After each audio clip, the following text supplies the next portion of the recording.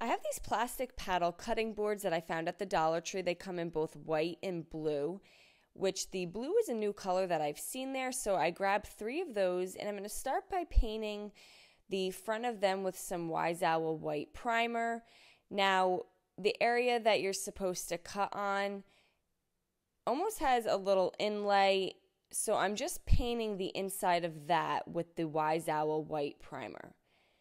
Now you could use any color primer of your choice. The primer is really just, I need the white background, and it will help the next step to adhere a little better since this is plastic. And I just took a piece of paper towel, and I'm just removing any excess that I may have gotten on the outside edge. Now I have these napkins. I'm going to remove 1 layer. They are a 2-ply napkin, so only 1 layer needs to be removed. The second layer is the designed layer. I'm going to place some Wise Owl 1 Hour Enamel Clear on top of my primer once the primer has dried. And again, you can use Wise Owl varnish, or you can even use Mod Podge. I'm then going to lay my napkin on top of the areas that I applied the 1 Hour Enamel Clear. I'm going to take a piece of cling wrap and my brayer, and this is going to help get out any wrinkles. Now, before I do this step, I have a lot of wrinkles. This will really help eliminate most of them. And then even as the project dries, some of the wrinkles will come out. And then you're going to place another coat of the Wise Owl 1 Hour Enamel Clear on top of the napkin. And I did this to all 3 cutting boards, and you're going to set those aside to dry. I have these letters that I get from the Dollar General. I'm going to spell out the word EAT, and I'm going to use my General Finishes Antique Walnut Gel Stain to stain these 3 letters. I'm applying it with a paintbrush. I do like to use those disposable foam brushes because it does not really come off the paintbrush that easily. Then I'm going to take a piece of paper towel and just rub in the excess gel stain. This will lighten a little bit, and that's the look I'm going for.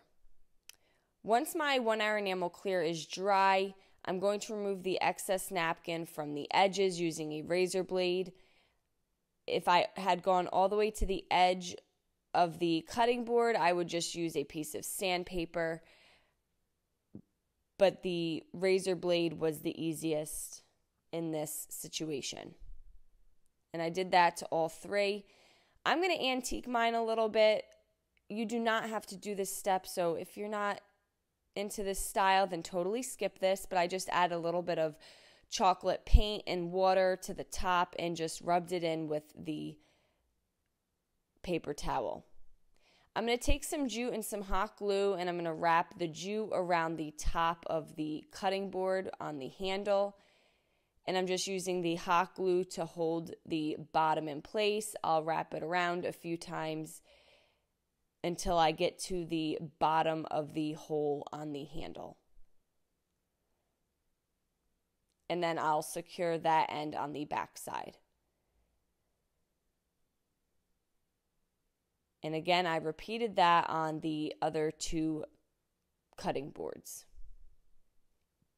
I'm then going to glue my letters down. I'm going to use some hot glue. If this was going outside, I do recommend a stronger glue like E6000 or even some wood glue. Next, I'm going to take some more jute, and I'm going to go around the inside where the napkin has ended. I'm going to apply the hot glue and trim that with the jute. So I'm just going around the edge of the napkin on all 3 of the cutting boards. And this is just going to give it more of a finished look.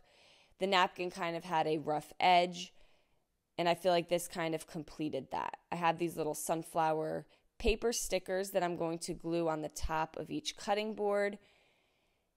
And now I have this piece of wood. You can get these pre-cut right from Dollar Tree. I'm going to stain it with some General Finishes Antique Walnut Gel Stain. So again, you just apply it and rub in the excess with your paper towel. I have 3 screw hooks here, and I screwed the 2 on the end in the middle of the board, and then I screwed the center one closer to the bottom. And I'm going to hang each of these cutting boards from the hooks. I decided to add some jute to the top. I do want the E and the T to hang a little longer than the center one. And there we go. Now we just have this really cute eat sign. I hope you guys enjoyed this video. Paint products, tissue paper, transfers, and mesh stencils can all be found on our webpage at chalkitupfancy.com. And don't forget, you can also check out other tutorials over on our webpage. Have a great day.